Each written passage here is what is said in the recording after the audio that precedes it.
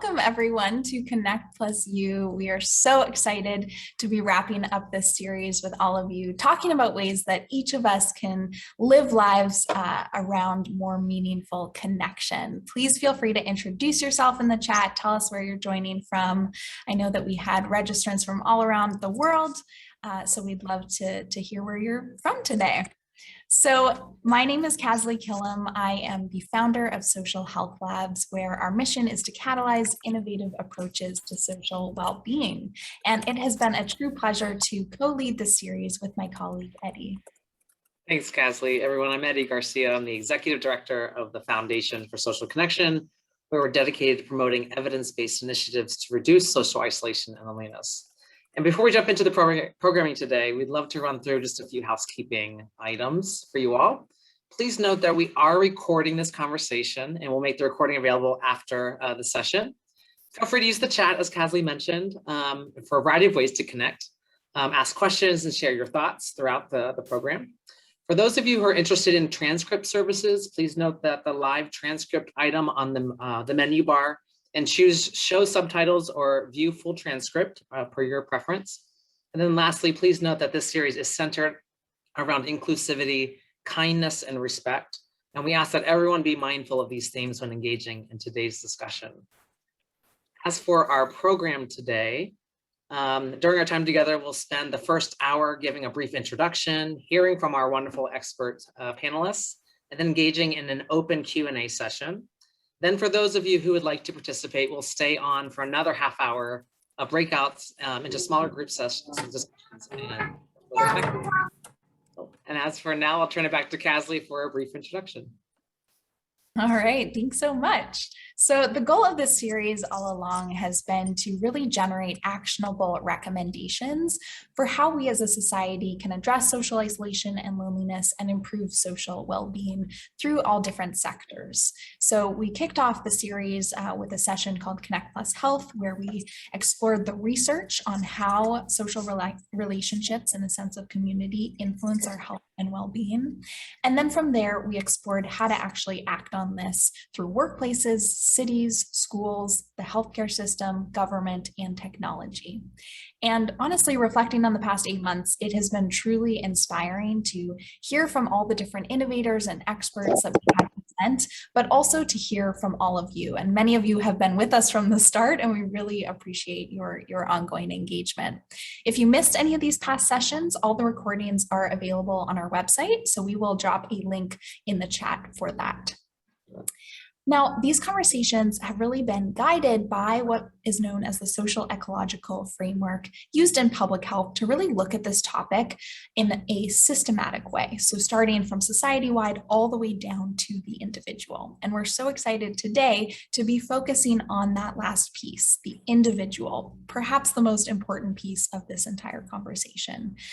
So today we're really posing the question, what can you do in your life and in your community to promote greater connection?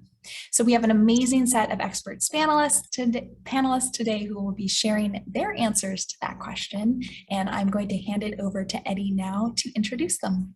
Thanks, Kasley. Appreciate it. So up first, we have Frederick J Reilly, who's the Executive Director of WEAVE, the Social Fabric Project at the Aspen Institute, which I'm sure many of you have heard of. With a passion for the development of communities and people, he has spent 2 decades ensuring the positive life trajectory of youth with a focus on urban and underserved communities. We're so happy to have you, Fred. Thanks for joining us. Thank you. Up next, we have Kate Hopke, who's the Executive Director of the San Francisco Village, Chair of the Village Movement California, and a leader in the national movement. She is also the founder of 40 Mothers Clubs in the Bay Area, which has served more than 1 million families since the early 1990s, which is absolutely incredible, Kate. Thank you for joining us and for sharing your perspective. And then finally, we have Kat Bellows. Kat is a friendship expert and author of the book, We Should Get Together, The Secret to Cultivating Better Friendships. Over the last 20 years, Kat has created, run, and mentored numerous communities focused on everything from spoken word poetry to authentic connection. Also thrilled to have you, Kat. Thank you for being here today. Thank you. And then for the audience, we're really interested in making sure that we get your questions, as we mentioned, toward the latter end of the session after the panel speaks. So make sure to share your questions in the chat. so that we can answer them during the Q&A session. I'll be gathering them all and selecting those that we want to ask. And for now, I'll turn it back to Casley to get us started. All right. Well, thank you again, Fred, Kate, and Kat. It's wonderful to have you here. So we're going to start off starting with each of you to share a bit about your stories and your work, and then we'll kind of bring it back together for a group conversation. So Fred, excuse me, starting off with you, could you share a bit of your story? Perhaps there was an experience or an interaction that really got you interested in this work to start with. Yeah, I think I was drawn to this work just because of how my life has come together. Statistically, I'm not supposed to work at a place like the Aspen Institute. I'm not supposed to be in the circles that I'm in. I grew up in Saginaw, Michigan, which makes the FBI worst cities list every year. It is, I don't always joke and say, hand to God, hand to man. I'm not sure how I ended up where I am. It's like I'm an outlier in so many areas of where I grew up, my family. And it was because of the people who helped to weave together my life, right? Pastors, school counselors, teachers, youth groups, they really helped me navigate this journey into adulthood through education, life's lessons, and so forth. And there were people who just showed up for me in ways that I wouldn't have been able to imagine or ever pay back. And what drew me to this work was that's what our weavers are doing all around the country, seeing a need in their community, seeing somebody who needs to be weaved together, showing up for them in ways that they couldn't have imagined, and then watching that blanket or whatever they're weaving together kind of bloom from it. And so I'm interested in this work, and I've done work like this my entire career. Most of it has been through the YMCA system, but I was excited to do it to help folks who are working hyper-locally, help to sort through how they're helping people build connections, build community, and show up for people in ways. And so this work is really personal for me because of that. And so, and also thank you for allowing me to be here and to sit amongst Kat and Kate. Kat, who is this friendship expert. I might need to spend some time with you so you can help me weave together some of my friend groups too afterwards, but thank you. Wonderful. Well, thanks so much, Fred, for sharing a bit more about that. And you mentioned this idea of weaving. So could you tell us more about what it is that you do at Weave at the Aspen Institute and some of the projects that you have going on in your vision? Of course. You know, Weave the Social Fabric Project was founded about almost 4 years ago by New York Times author David Brooks, who was in this different place in his life and was having a conversation about how people were showing up for each other. And when Weave was founded, we would go to different communities and we'd say, who shows up for people in the community? And what we found was that they weren't the mayor, although mayors are important. They weren't like the doctors and the lawyers, although they were important, but these were everyday people in a community who said, I see an issue and I want to be the one to stand up and fix it or help people shuffle through it. So real people working together to solve the issues or the blight that they saw in their community. And their issues like human connection or an after school program or a homeless shelter or feeding kids after school. And so when we were first founded, our work really centered around how do we kind of share their stories so that we can help them kind of raise awareness of the work and how we can share these skills. But we've kind of matured into this idea of saying these things are happening locally all around the country. How do we begin to connect them together with one another so that they can resource each other? And then how do we connect them with resources? Because we have a place of privilege at the Aspen Institute, so sharing with the people who are working hyper-locally is only going to move the agenda of communities forward. How do we help to amplify their voices so they can speak together on the issues that affect people in local communities? Oftentimes, I live in DC, when you hear about something happening in a local community, it's somebody in a state house or the US House of Representatives talking about how we fix it. But we think that there's a lot of intellectual capital for fixing issues in communities. We just have to allow the people who live in those communities to be the voice. And then how do we inspire another generation of people to figure out their role in helping to solve societal issues? We do all this because of all the things that we hear every day in the news. We hear about people being disconnected from each other. We hear about otherism. We hear about tribalism. We hear about all these things. And we hear about the fact that social trust in our nation is at an all-time low, that people don't trust each other. If you aren't connected to one another, you don't trust each other, right? And so one of the surefire ways to build trust in our communities is local people working together to solve their own issue, and then trust is a springboard from that. And so our goal is to be able to resource folks who are working hyperlocally in the event that we can help to raise our country's social trust so that we can kind of get away from all the things that we hear on the news. And also, there's so many wonderful things happening in communities. How do we change the narrative so you hear about those things versus all those other things that you hear about often as well? Amazing. Well, we hope you'll share some more of those amazing stories too later on in the discussion. Why don't we turn it over to Kate? And Kate, you have been similarly community building for a long time, over 35 years, I think. I'm curious what sparked your passion for this space in the first place. Yeah, thanks for having me, and thanks for the question, Kathleen. Well, it really started for me when I was a new mother, and this was nearly 40 years ago. And I was living in Southern California, 3,000 miles away from my family outside Detroit. And my husband at the time was, he's from Berlin. And so his family was far away. So we were by ourselves and trying to raise a family. And so I thought my circumstances were unique in that I felt isolated, I felt lonely. I didn't know how I was going to be the kind of mother that I imagined myself to be. I'm a social animal. And so I found myself at a crossroads, and I discovered something called a Mother's Club. And it was a group of women who were in similar circumstances, but their families weren't necessarily so far away. I learned that it was just part of the human development journey, that when we become new parents, this is quite common. And it turns out that it's common at other stages of life as well, like when we retire from paid employment. And we're going through a new identity crisis, if you will. Who am I? And what's important to me? And how am I going to figure that out? So my early experiences there in the Mothers Club led me to create 40 Mothers Clubs in the Bay Area in the 1990s, because I kept getting this affirmation of how much need there was. And it resonated with my own need. And what it taught me was that in response to those human feelings, to those loss of connection, that we can intentionally create community. We can intentionally build up infrastructures that didn't exist before, within which all kinds of relationships are going to be possible. So about 20 years ago, I started working in the field of aging. And about 10 years ago, I joined the Village movement.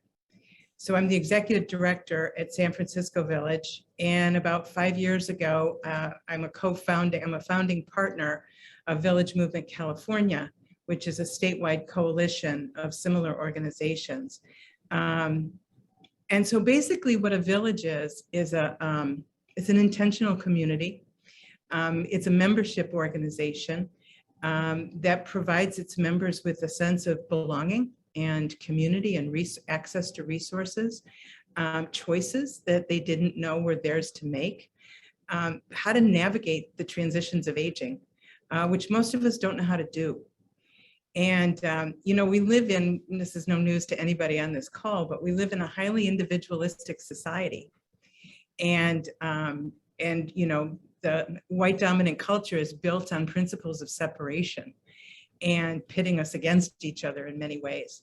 And so oftentimes I think one of the greatest obstacles to the work I do is that we're selling a model of interdependence in a highly individualistic society. So it's a challenge. We're trying to change hearts and minds. But I will say that San Francisco Village is now 13 years old. I've been here for 10 years. We are today a community of about 700 people. That's 450 older adult members. We have about 200 plus younger intergenerational, multi-generational volunteers, and all kinds of supporters and teachers and board members and people that believe in what we're doing. So again, my philosophy is based really on the work of Carol Gilligan. For any of you who know Carol Gilligan, she, as a woman in her 80s now, she started out at Harvard. I think she's now at Yale. She's a human development expert. And in her later years, she has studied what she calls the ethics of care. And it's a theoretical framework that really helps me understand the crisis of connection that Fred talked about, which is absolutely real, and what we can do about it. But she starts out by saying what an ethics of care is. And it's, I'm looking for my definition here, I should know this. Humans are inherently relational, responsive beings, and the human condition is one of connectedness or interdependence. So based on that kind of theoretical framework, we keep standing up these villages, and they keep expanding in terms of who they serve, and to share it with more people. Yeah. So I will just also, I just want to add one more thing. San Francisco Village just went through a strategic planning process that was long, and it was vigorous, and it involved a deep dive into some DEI work. And we came out the other end with a new mission statement. And this is our mission statement. We operationalize love for elders in an ageist society by mobilizing the power of intergenerational relationships and mutual support. So it's such a, I don't know, it's a hallmark in my career to be able to stand up this morning and say, we operationalize love. Yeah, so I'll end on that note. I love that. Thank you so much, Kate. That's a beautiful mission statement. And it's really interesting. I had the opportunity to speak to a village that's part of this movement in Boston, and it was really neat to see the work there too. And I know these exist across the country. So thank you for giving some insight into that. Well, Kat, let's turn it over to you. Tell us about what inspired you to switch from product design to focusing on connection and friendship full time. And I have the honor of knowing you, so I know a little bit of your story, but would love for you to share more of it now. Yeah, so the short answer really, Kesley, is like that switch chose me. It was not, so I'll expand on that a little bit longer. But basically, as you know, like the work I was doing before was sometimes called product design. I prefer the term user experience design or human-centered design, because even though in many cases the vehicle was a product, my commitment is actually in service to the human that was behind that product. So there's a nuance there. And so for those who aren't familiar with user experience design or human-centered design, it's basically a practice which I fully believe can be applied to any activity that people are trying to successfully accomplish and that they might have difficulty accomplishing. And then as a designer and in researching and improving that kind of flow, basically what I do is learn what the needs are behind what they're trying to do, and then see if we can make that easier. And so I can certainly do that for a product, but what I was noticing in my own life outside of work is that over and over and over again, I kept meeting people who were dealing with something that I also was dealing with, which was realizing that friendship during adulthood gets harder. It gets more complicated. And many people that I was meeting who were lovely, wonderful people were saying they were having a hard time making friends and maintaining their friendships. I'm a very curious person, and as you can guess from the kind of work I was doing, I like solving problems and making things easier. And as a designer, that's a joyful experience for me. And so I used the same exact practice that I was using at work, say, and doing things in like Slack and Pandora and like products that people use every day. And I'm like, well, we can use that same experience design to say, how can we make the experience of friendship actually easier and more successful? So I spent 5 years researching that, came up with the book, we should get together, and then basically use it as a friendly, but a little bit, I get a little tough love in there sometimes too, where I'm like, we can actually be intentional about the choices that we make to make this easier in all of our lives. If it's hard for you, don't know that you're not alone. And also, here's what the research shows will help make your friendships more successful, whether you're starting new ones or wanting to maintain other ones over a longer term. So this is a focus that's also certainly new, that it's the entire focus of what I do for work now, but it's not new because since about 2001, I've been facilitating communities and bringing people together. So it's not like a new passion for me. As was mentioned in my introduction at the top of the event, I've run groups that were all about connecting over our love of poetry, and spoken word. And I run groups that were connected around photography, and I run groups that were connected around healthy relationships and like women's empowerment. And so this is just another angle in that longer journey. And it's really joyful that I get to do it full time now. Awesome. Well, I'm certainly glad that you're working full-time in this space as well. Thank you. Well, this is so cool to hear about all of your work, and I'm just feeling very inspired, and I know that there's so much insight there. We really wanted to make today's conversation actionable for every individual joining in live and people who will watch this later, to really kind of hone in on what is it that individuals can do in our own lives, in the neighborhoods that we live in, to promote connection and to improve our social well-being. So I would love from each of you to hear kind of what are those specific recommendations that you have for people listening in today for how they can connect and really weave, as Fred said, in their local communities. So feel free to jump in and we can kind of take it from here. I'd love to just continue.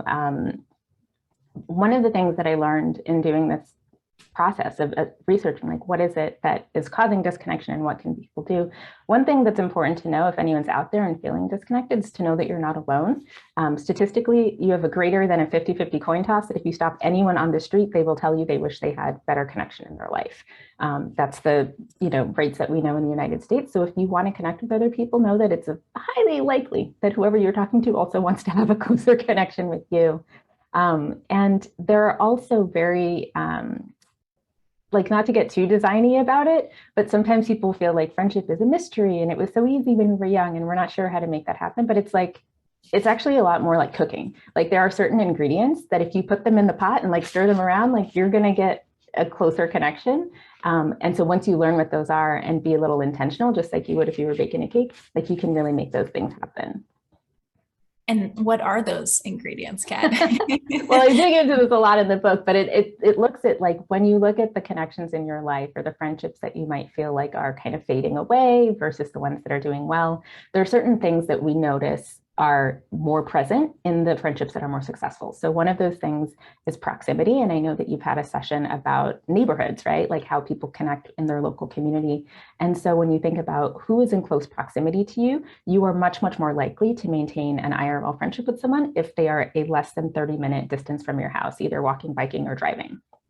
Similarly, duration and frequency matters. So Jeffrey Hall at the University of Kansas has measured how many hours it takes to go from a stranger to a best friend. And it's between 90 and 200 hours. And it can't just be stretched out over your entire lifetime. It actually needs to be compressed within the first several months of meeting each other. And so when you think about, wow, I have this new friend, I want to be closer to them, make sure that you're getting time on each other's calendars and in each other's lives, weaving, like Fred was talking about, your lives together in a kind of compressed duration of time. Don't just let months go in between when you talk. So those are two of the really big ingredients, is how much you have access to each other in proximity, how frequently you see each other, and then also if you have strong compatibility, there are things you can do to also demonstrate your commitment. So the way you show up in conversation, the way you show up for each other to offer support, like Kate was talking about, supporting each other, maybe it's through aging, maybe it's through a life challenge. When we make space for people to enter our life in a deeper way, whether that's by being really vulnerable or helping them through a challenge or inviting them to your life and not just trying to look perfect all the time, you can actually get quite a bit closer. I will pause there and let someone else talk. Yeah, that was really helpful for me. I probably need to do some of that modeling with some of my friends who I've lived in probably 6 different cities now throughout for the last 16 years. And so it's hard to maintain really, dedicated friendships when you're zipping around. One of the probably 3 things that we probably center around in our work with people around the country is that connect on the things in the community that you see that you want to change. And ultimately, there's a group of people who would like to work together with you on that. And so we have seen that people make these big, deep connections on their love and their building of the community. We just had a recent project in Baltimore this last year. I'm not sure if anybody's on here from Baltimore, but people in Baltimore connect on the fact that they love Baltimore, win, lose, or draw. And there's these group of weavers in Baltimore who just connect on the love for the city and the work that they are doing to build it together. I think we also need to focus on the things that we have in common and not the differences. And I'm going to tell you why. I have such different views on things than people in my family. I have a twin brother, I have a fraternal twin brother who we are polar opposites. I went to college, he went to the Marines. He's married with 2 daughters. I'm gay. I live alone in a house in a condo with all of my shoes and my clothes, and he's like a minimalist. We don't have a lot in common, but what we do have in common is that we love each other so much that love that we have for each other supersedes any other differences that we have on this earth.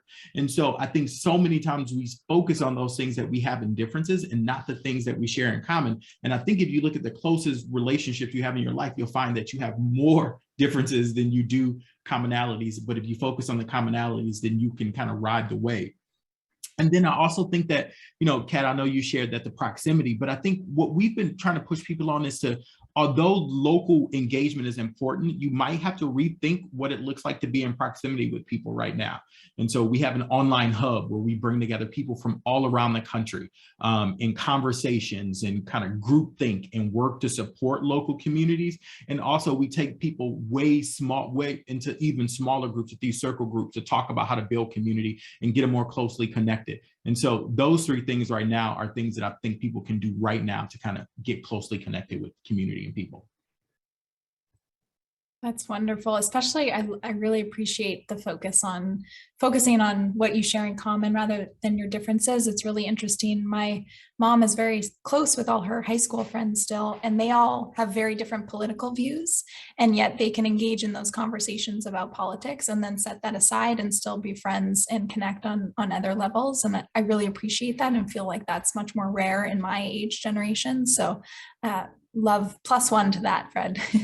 I have to try having conversations with my 79-year-old father who grew up in the rural South and I grew up in the Midwest, and we just see the world totally different. But if I judged him on the things that he says sometimes, or him not being able to see things my way, I wouldn't have a relationship with my dad. And so I choose to be in relationship versus being right. And so I think sometimes we have to choose to be in relationship. Yeah, that's such a good point. You both said a lot, and I can relate to a lot of what you said. The thing about proximity is so interesting because my answer is that I make connections in my life not so much focused on neighborhood. I connect with people that have common cause. I'm a joiner, so I look for infrastructure. I look for ways in which I can connect with people who are kind of on a similar path of discovery that I'm on. And when I do that, then I get these feelings of connection and belonging and rootedness in that, and that gives me strength. And so that's kind of my first answer. The thing about proximity that's so interesting, I'm participating in a group right now called the Beloved Community Journey. And it's sponsored by the Thrive Network out of Oakland, California. And it's a 9-month immersion. It's wonderful. I'm learning so much. But so many of us struggle around race relations and around all that's broken right now. And we say, what can we do? What can we do? And one of the answers we hear over and over again is from Brian Stevenson, who says, get proximate. And merely he means, get yourself close to that which you don't understand, that which is different from you.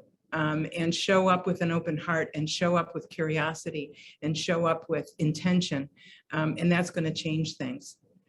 And the thing that's gotten my attention right now is a social neuroscience, which is basically, if you've read a book called My Grandmother's Hands by Resmaa Menakem, he talks a lot about, it's the same topic. It's about resonance and co-regulation. As human beings, our nervous systems need to regulate with other nervous systems. And when we do that, when we settle ourselves and when we're in proximity with other settled people, we can build a movement of love. When we get people together that are unsettled and are not regulated, we get mob behavior, like we saw in the insurrection a year ago. So the social neuroscience is teaching me a lot about empathy and about nonviolent communication. and about ancestor work. I'm really, really interested in how I can be a good ancestor. And so I connect with other people who are doing similar work. And in that way, I've built a different kind of community. And one other thing I just want to add about cross-generational relationship building. We focus on this a lot at San Francisco Village. Our older adult members are very interested in knowing younger people and what's happening and how do they see the world and what are their, we have some big problems. I'm here to tell you in terms of democracy and planet sustainability and all kinds of inequality. We're going to need intergenerational solutions. We're going to need to find ways that we can connect with people and harness their talent and their gifts. So I was taken some time ago by a quote from Vincent Harding, who said, to develop the best humanity, the best spirit, the best community, there needs to be discipline, practices of exploring. So we really need to step in. We need to learn new things, new ways of communicating. He says, how do you do that? How do we work together? How do we talk together in ways that will open up our best capacities and our best gifts?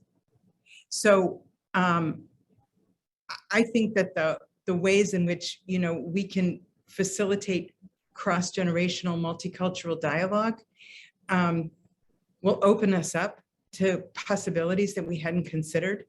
It also helps us to connect to ourselves. And I think when we talk about loneliness and when we talk about social connection, I think that's the first step. How connected do I feel to myself? Do I have an inner life? Am I taking time to develop that inner life? Do I understand my own history, my own ancestry, my own assumptions, all these things, that make up me?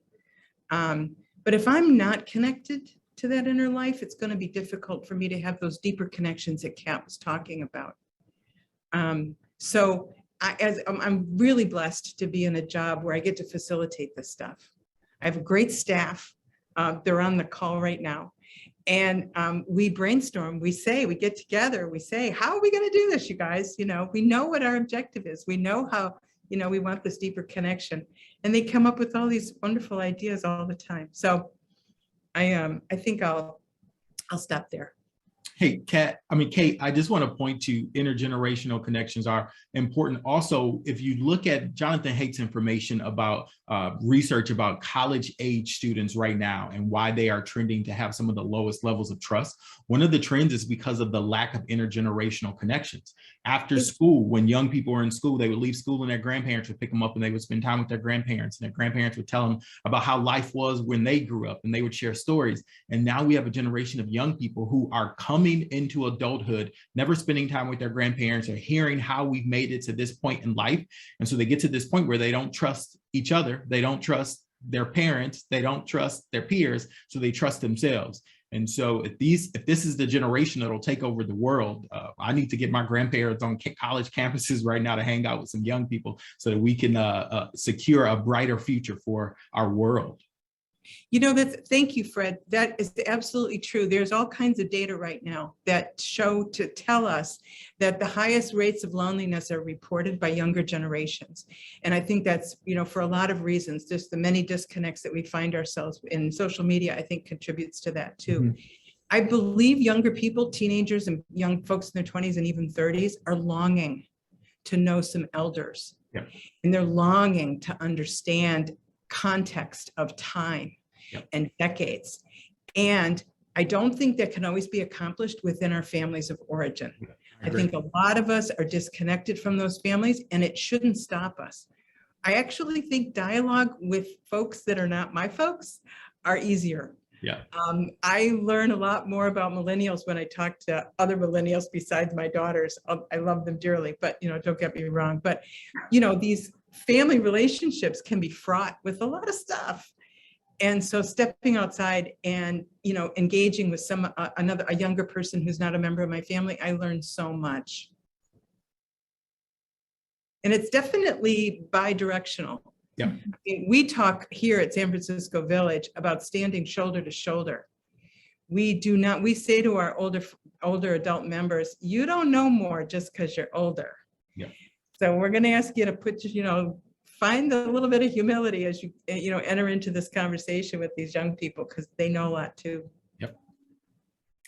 Another question I have is for you, Kat. You mentioned, well, we've kind of talked about specific things that individuals can do, but you also mentioned, Kat, about the communities that you facilitated, whether it was spoken word or focused on connection or all these other ones.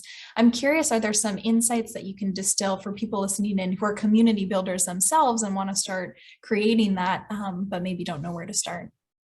Yeah, so definitely consistency is one of the most important things with keeping any community going. It doesn't have to be complicated. It doesn't have to be fancy. I have a whole TED talk about, you can make a very simple invitation. And if you are consistent in the dedication you show to showing up for the people that you're inviting to come together, that is 75% of the work is just the consistency and developing that relationship, or just being I care about this thing that you care about, and I'm going to keep showing up for it. So that's a really big thing. And then also I would say not making it overcomplicated for how to participate. So I mentioned earlier, and I was in the chat also with some folks talking about Connection Club, which is a community group that I ran during the pandemic for almost a year, where we wrote letters, long distance snail mail letters to our friends, to sometimes people made pen pals in Connection Club. Sometimes people wrote to family members or friends, whatever it might be. And one of the things that folks said made it really, really easy for them to feel a sense of connection and to feel welcome is the fact that there wasn't a lot of rules about when you can come or how many times you had to come or how long you had to stay. It was an open door. You could show up 10 minutes late. You could leave after 10 minutes. There was no requirement that you must be in your chair, you must have your camera on for 60 minutes straight. You didn't even have to have your camera on. I made it as easy as possible, because that's the kind of thing I want to go to. I want it to be flexible. I want it to be adaptable around people's needs and their lives and their feelings on that particular day. And so the first half was very introvert friendly, writing and playing music. You can connect in the chat if you want. The second half was extrovert friendly. If you want to meet people, have a conversation, I brought prompts every time. And so you could go to a small group or a pair and talk one-on-one. And so that way there's ways for people to show up exactly how they are and get their needs met without it being too constricting or too many requirements. And I think that's really important, especially in the pandemic, for other community builders or people who are wanting to run something that gets people together, is to say, how can you make this as easy as possible for them to participate in, to get the benefit without feeling like it's also a lot of work for them? I love that. Thank you so much, Kat. And I attended one and it was really fun. I stayed for the introvert part and just wrote. That is absolutely okay. I'd also love, Fred, we kind of touched on this earlier, but are there any stories of actual weavers in your community that you could share, or perhaps just one that's really inspiring, who you think has done a really good job of connecting people locally? Yeah, I'll try to weave together two stories really quickly, right? So there's one, over the summer, we launched in Baltimore, along with a partner, M&T Bank, Weaver Awards, where we gave small pockets of seed funding to these small community groups. Some were people, some were not established nonprofits, because we feel that we have to share funding with people who are doing really great work. And there is a gentleman who was hosting meetup conversations in community. He would pull up in a truck with a barbecue grill on the back, meat, macaroni and cheese, baked beans, drinks, and he'd have these little card tables all around this great big park, and he'd invite the entire neighborhood in to share barbecue, conversation. There was arts and crafts tables for kids. And when you looked out over this park, there were people from all over Baltimore. They were Black, they were white, they were Asian, there were men, there were women, they were young, they were old, and they were people who were working together, talking about how to solve issues in Baltimore. Now, they didn't walk away with a strategic plan, they didn't walk away with action items, but they walked away being closely connected to somebody who shared their love for Baltimore and wanted to work on building it better. And to me, I was like, wow, how easy is it to bring people together over barbecue, right? And I think what I found over my time here at Weave is that most of our weavers come into weaving through some great triumph or some great tragedy or some great idea. And Aisha Butler in Chicago looked out her window. She and her husband thought they were going to move to the suburbs. She looked out her window in the Inglewood neighborhood, and saw some kids throwing rocks at each other before school. And if you've ever been to Chicago, you see that there's a home, 3 vacant lots, a home, 2 vacant lots, a home, and neighborhoods are kind of sparse. And so she had this notion of, how can we as the neighborhood buy these vacant lots, put parks in them, homework stations, community gardens, just to serve people in the neighborhood. And she did that and got the entire neighborhood involved. And so now, when people want to come do something in Inglewood, they go to Aisha Butler and say, hey, is it okay if we do this here? Can we trust this person? All because she saw it and decided to fix it. And I think that's how easy movements are made all around the country. Somebody sees it, sparks an idea, and a movement happens. And so it inspires me to work hard every day, because I want to be I don't know if I'm brave enough to do something like Aisha Butler or what they're doing in Baltimore, but I think I'm brave enough to really help them so they can continue with their work and make it even bigger. I love that. That's beautiful. Thank you so much for sharing that. It's interesting. There were some studies done last year that showed that even just simple gestures, waving to your neighbors, striking up conversation, even little things in your local community can help people to feel less lonely and feel that stronger sense of community. And so I love your point, Fred, about just, it's those small actions that build up to larger movements. And once you start the conversation, it can flow from there. So thank you. I think one last question, and then we will turn it over to audience Q&A. So if you have a question you've been burning to ask, please do put it in the chat. And I see the chat has been quite active. But one last question, perhaps for Kate. You mentioned this idea of intergenerational, and Fred, you picked up on this as well. And I've seen a lot recently about intergenerational housing in particular. And so I'm curious if you could just touch on how the villages might be incorporating that. My understanding is that villages were originally intended for older adults, but are we going to see in the years to come more models where people are living intergenerationally in very intentional communities? Or what do you project for the future of that? Yeah. Well, I hope so, especially in a place like the Bay Area where we have such a housing crisis. There are organizations locally that are matching people. One of them is called Home Match, and it's here in San Francisco, and they work with older adults who perhaps own a home, and it's big and it's empty, and they have space to share. And so they try to connect them with younger people. We do a little bit of informal matching here at San Francisco Village when somebody comes up with, a need that we might be able to find a roommate, or we might be able to connect, somebody's son is here in the Bay Area for, looking for a place to live and that kind of a thing. The thing about a village is that it's built on these trusted relationships. So we're able to facilitate all kinds of connections, whatever they are. I think the housing dilemma is enormous, Cassie. It's really not something that we feel is our, front burner, like that's what we do. But if we can be helpful, we are. But one thing I wanted to tag on to what Fred was saying about those examples and the relationship that gets built in these small ways. But it's kind of like your diagram, when you take the concentric circles and you look at development of anything, it starts with the individual and it moves out to the family and the community and the system. And this is how change happens, I believe. We need to be working at a systems level for sure, but I think that these really critical on the ground efforts are, they're building an energy. And one of the things that we like to say at Village Movement California is a quote from Grace Lee Boggs, who said that movements are created or founded on critical relationships. They are the energy. Critical relationships are the energy of any movement. And hopefully we create enough energy that we're able to convince people at a systems level to pay attention. Wonderful. Well, thank you to each of you. I'm going to hand it over to Eddie, who's been monitoring the questions coming in more closely, and we'll take it from there.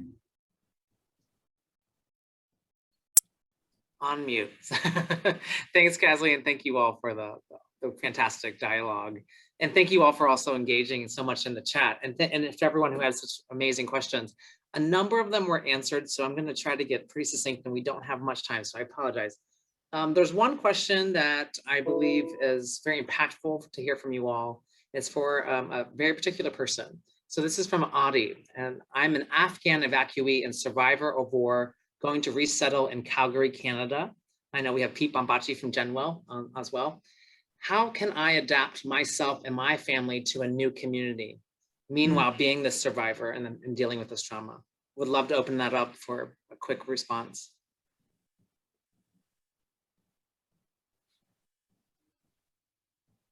Wow. I'm not sure how to answer that question. I can just speak from my heart. And to show up authentically with that authentic question is already tells me that this person has a big heart and a big desire for connection. So finding places where you will be met with resonance. If you know what I mean by that, to be able to show up in my vulnerability and say what's true for me, and to be seen by others as validated, you know, like, oh, that makes sense. You know, and how can I, you know, how can I interact with you? How can I be supportive of you? That kind of resonance results in our feeling like we belong, and that we matter.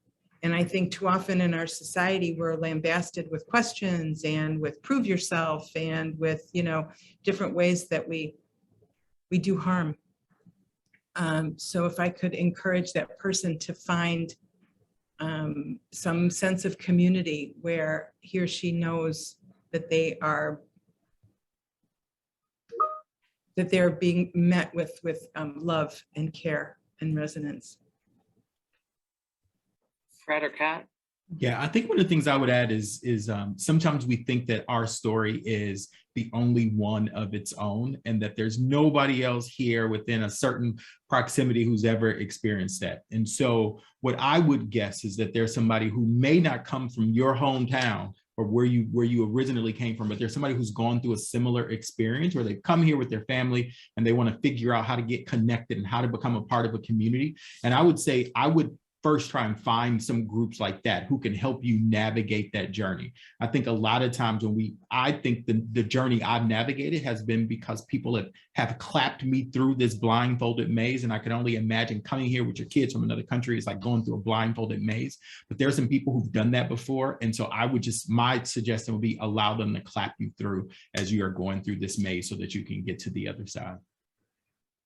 Something I would add, you know, really building on what Kate mentioned, and thinking back to a young man that I met several years ago when I was working on the book, who had moved to the Bay Area from the Middle East and was telling me, we had coffee and he was telling me about the differences he experienced in connection here versus back home, where he had a much stronger sense of connection. And one of the things that he said worked was like looking for the gatherers. And like, what I mean by that is like in any community, there is going to be people who have that open heart, like Kate was talking about, that are bringing people together in a spirit of inclusivity and welcome for all kinds of people. And spaces like that often then pull towards them more people who also have that open, welcoming, inclusive heart. And then if you can find the gatherers and like just move towards them, hopefully that will ease the journey and the transition into that sense of belonging, because that's hopefully a foundation of even why they're gathering people together in the first place. I appreciate the comments so much and the advice for our friend there. And Adi will be reaching out to make sure that you're connected with resources in Canada for sure. Sorry to move on, but thinking about what Kate, what you were saying earlier on in this movement towards social connection, and we're all here for that reason. It really is going to be these micro level interactions and our individual connections that are going to furnace that movement. But what do you think about how do we then drive that up to policymakers? So thinking about that policy systems and environment strategy, what should policymakers be thinking about from each of your perspectives? Would love to hear that. One piece of advice for policymakers to take, thinking of the individual and our connections. So we'll start with you, Fred. I think as I think about policymakers, I kind of pinned on this earlier. There's our local contingency or local people who live in local communities really are the depth and breadth of how community work building is done. And if we're going to make any changes to anything, you have to include the people who live in the community at the table. I think sometimes we go paint streets or we go put up signs and you never consult the people who live on the actual street. It just makes the most sense to include the people who live there in the decisions you're making, because if not, it's all for nothing. And so that's my one piece of advice. Hear, hear. Love that. Love that, Fred. Kate, how about you? You know, it makes me think about, it kind of goes back to what I was saying earlier about connecting with the right organizations that have your, and Fred was talking about this too, you know, like find the organization where the issue or the thing that is calling you, you know, is their work. So, you know, we're doing this at the local level at San Francisco Village. Like I said, we're operationalizing love. We're looking for ways to scale love and human connection. That's what I talk to my technology company about all the time. And so how do I take that message to a bigger platform? You guys are helping me do that this morning. So I'm talking to more people. More people are finding out about the work we do. Hopefully they're going to get interested. They're going to come back and say, oh, I want to connect you to this next one. So that's the virality of all of this, is if that's a word, you know, that by putting ourselves forward, by finding the courage to come forward with what it is that we're doing locally and finding out how to be good advocates, finding out who are our like-minded partners. My colleague and I just had a conversation with the California Department of Aging the other day. We got real bold and we're going and we're asking for money. And so she's like, and she took 30 minutes and listened to us and gave us advice. And so I think it's kind of slow and steady, but I would say that our chances are so much better when we gather with others that have a common cause. I love it, Kate. Kat, how about from your perspective? Well, I'm not a policymaker and I can't pretend to be. I think there's a reason I'm the Connect+You panel instead of like Connect+Government or something, like, 'cause that's just not my wheelhouse. But there's something I think in what Fred said that I really resonated with, because it comes back to my brain. Like, I've been a designer for 20+ years, like I can't not think in that way. And there's a part of design called participatory design and service design. And it's entirely what Fred is talking about, which is like making sure that the people who are going to be served by something, whether it's a product or a service or a change in their community or whatever it may be, that they are also a part of the voices that are being listened to in whatever is designed. And sometimes, because I'm not a policy person or a government person, sometimes you like hear about some initiative that's rolled out and you're just like, oh my God, did they talk to anybody who's going to be like using this thing or like affected by this? And you just kind of like shake your head and you're like, you can tell when something was designed with that kind of intention to include the user's input and when it wasn't. And when it's not, like, it's just a missed opportunity. So like, don't let that be you. Like, if you have any opportunity to like play a role in anything like this, like make sure to include those voices, talk to actual human beings, connect one-on-one, like listen to them to hear what their needs are so that they can see themselves in the end result too. I love that, Kat. And I love the answer from all of you. It just reminds me of, you know, the sort of trite saying, all politics are local. And so all policy development should be local as well. And so something that we're driving toward with this series of conversations. One last question. I know we don't have a lot of time. So a challenge to each of you. In one sentence, as close to that as possible, what is the number one thing that someone can do to build connection where they are now? Start with you, Fred. Okay, one sentence. Okay, consider being in relationship and not necessarily being right. I think in every relationship we're in, we have to not concede, but we have to agree to disagree on some things if you're going to be in. There's no relationship that's in true harmony. So be in a relationship and not right. Love that. Okay, that was more than one sentence. I love the explanations. Great. Kate. Ask yourself questions and listen intently to what you hear, and then take a risk. Get outside your comfort zone, do something different. Love it, Kate. Kat.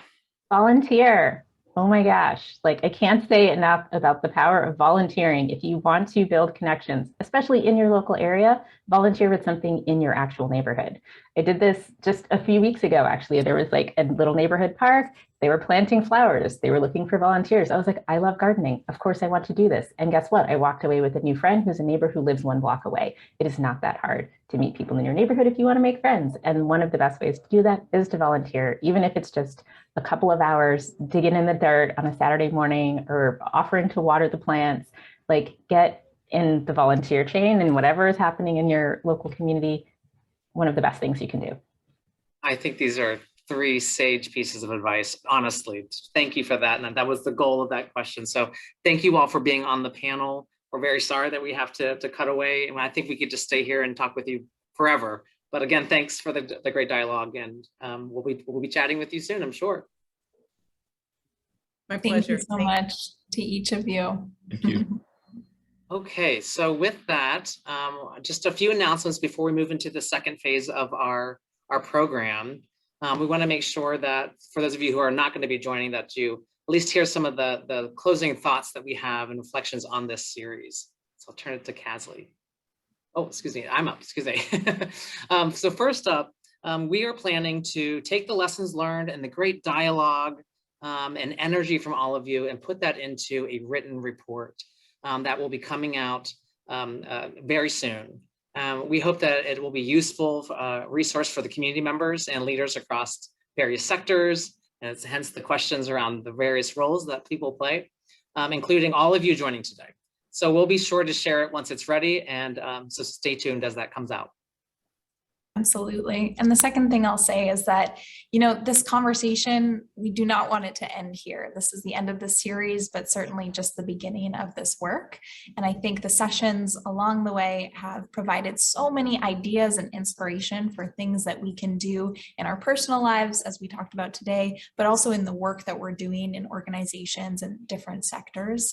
And now it's up to each of us to put that into action and to really bring those ideas to fruition. And we want to do that with you. We don't want this to stop here. We hope that each of you will stay in touch with us and continue to let us know how you're improving social well-being in your own life and in your work and communities, what you're learning along the way, ways that we might be able to support you. So we're going to follow up with an email later today where we'll include some specific ways that you can stay in touch with us as well as with each other. But certainly let's continue to build community in community with one another. And thank you to everyone who has participated in any of the sessions today and all the other ones. We are so grateful to you and to our esteemed speakers today. So thank you, everyone. So if you need to hop off, now is the time to do so. We understand that everyone can't stay, but if you have time and want to connect with each other, we are going to move into some breakout discussions, as we always do. So we're going to use the next half hour to chat amongst ourselves in small groups. So we have a few different prompts. Of course, you feel free to steer the direction of the conversation in any way that you want, but we invite you to introduce yourselves, share how you are improving social well-being in your own life, and then how might you incorporate some of the ideas that came out of today's conversations into the work that you're doing. So we will put those in the chat so that you can refer back to them. And then otherwise, we are going to break out into small groups for discussion, and we'll keep these a little shorter than normal, maybe about 15 minutes, so that we can come back together as a group at the end. So enjoy. Welcome back. I'm just waiting for some more folks to trickle in. But while they're joining, those of you who are here already, we'd love to hear from you in the chat, how that discussion went, what you learned from today, any ideas you have moving forward. Well, Kat, Well, thanks for staying on for the breakout sessions. Wondered your impression from your discussion in the breakout. We had a really lovely conversation, really spanning the range from volunteering to accessibility to friendship. Just a really, really lovely connection. and Kate too, I see you stayed on. Thank you so much. How was your conversation? It was fantastic. There was so much open, honest sharing about the losses and the struggles of COVID and the compromises. And, you know, at the very end, one of the participants was saying how she needs to be intentional about creating social space in her life the way that she did her workouts in the past, you know, that it's not just something she takes for granted anymore. I have to plan, you know, and structure some time to be with people. And, you know, coming back out of this pandemic, I've heard from a lot of people that I don't know how to be social anymore, or my anxiety is really high when I'm engaged with other people, which is not how it used to be. We've gone through a lot. Absolutely. Thank you. I see some comments in the chat. We had some discussion about the nature of loneliness, the perils of segregation by age or anything else, the value of community.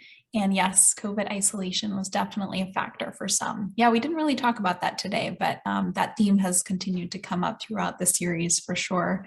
I see Christina shared, we talked about the power of volunteering to meet community members, especially in rural areas. We talked about this idea of a puzzle letter. You do a puzzle, write a note or quote and send it to someone. I love that. Once they get it, they put it together, write on it and send it to someone new. That's a really cool idea. What a creative connection idea. Awesome. Some more people commenting. If anyone wants to come off mute, we have a few minutes, not if you want to just keep your comments short, but we would love to hear from some of you. Hello, it's Lena again. I had a great conversation. I was in the group with Kat and Zainab, I think I'm pronouncing her name correctly, but again, it's just wonderful to be able to come together and hear, you know, what's working for people, what's not working for people, and just share a little bit about yourself. So yeah, I appreciate this time and this space. Thank you guys. Thanks for joining again, Lena. It's great to see you. Good to see you, Lena. Hi, my name is Corrine. I think the biggest thing that hit me was Kat's remarks on proximity and then also the time it takes to actually have close, meaningful relationships, which I think is something that we take for granted of how much effort and time it really does take to have those meaningful connections. When you put it in a number of 92 hours or to 100 something hours, that just hit me really hard. Because it's something I've been really evaluating in my personal life of like, what is a true friend? What is a close friend? What is a best friend? And then also just how proximity isn't just distance. It's also how we're emotionally and spiritually connected and just various ways. And also just putting that into the professional work of how we can continue to have proximity, but also be distant just to keep each other safe. I love that. Thank you for sharing, Corinne. I +1 to the proximity for romantic connection as well. I met my fiance on the staircase of our apartment building, so you never know. I see some more comments here. At the table, Colorado has been doing cheer cards for seniors with notes and word search puzzles. We deliver them to senior centers and residences. That's really neat. Awesome. Well, thank you, everyone. Yeah, no, thanks. And we will also, of course, want to thank our partners who helped to make this series possible. The Commit to Connect program, the AERP Foundation, and the Administration for Community Living. Thank you for that support, and thank you for all the work that they do. And then finally, thank you to all of you. As Kathleen mentioned earlier, we'll be sending out an email right after this with ways to stay in touch. And please do take our suggestion on taking action to heart. We absolutely want to hear from you all on how you've learned from this series and how you're implementing those lessons in your own work and your own lives. So please continue to share and connect.